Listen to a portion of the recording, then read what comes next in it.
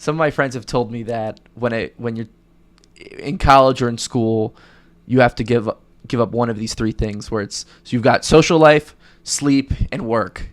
Which one is kind of your sacrifice to say? Yeah, I don't think I really sacrifice any of them.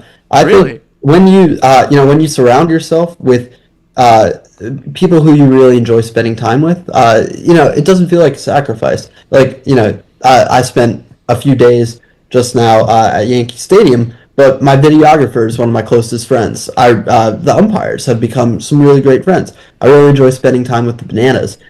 So, we have fun while we're out there filming, and having fun is in our best interest. When we have fun making the videos, people have fun watching the videos. Yeah. So I'd say, if you do it right, you don't necessarily have to sacrifice any of them. Do you think the sacrifice comes from people putting too much pressure on themselves?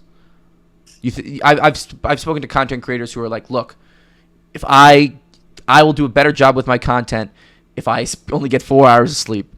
But if I get 8 hours of sleep, my content won't be as good. So like, is there just kind of like a pressure almost that you have to kind of erase for that to be your mentality and say, hey, nothing's gonna be cut short?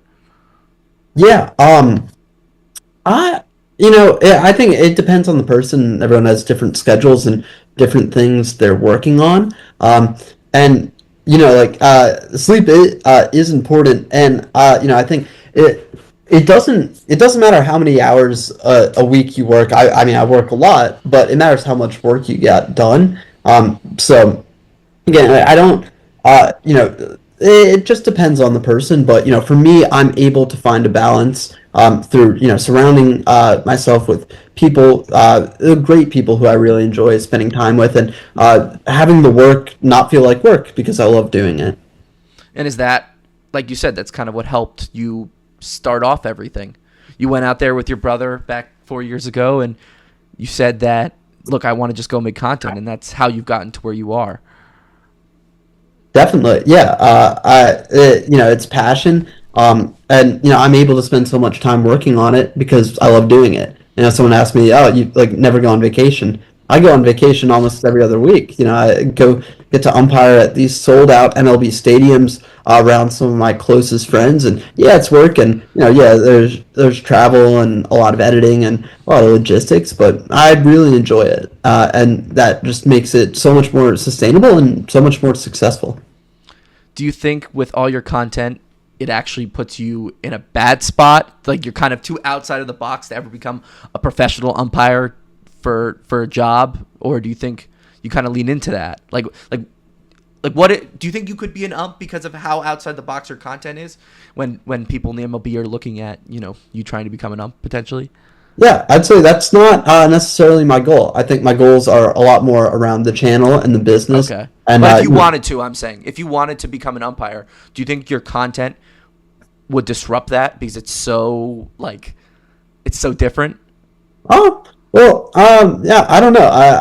I don't really spend too much time thinking about it because it's not necessarily exactly where I want to go. Yeah, I want to tell the stories and be able to tell stories from a lot of different perspectives. And I love umpiring, and I think I'll always continue to do it, but not necessarily looking to become a full time MLB umpire. Do you think you could be a rules analyst?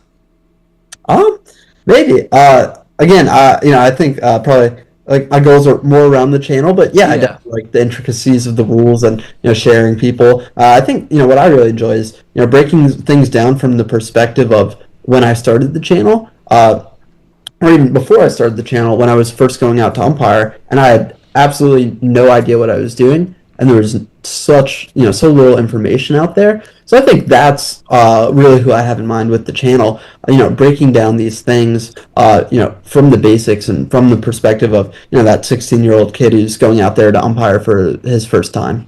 Is it kind of like you're making content for that 16-year-old kid, like for kind of your younger version of yourself almost? A little bit, yeah. I mean, I think the content's for everyone, but yeah, there are definitely videos I have in mind where like this would have been so useful when I was getting started.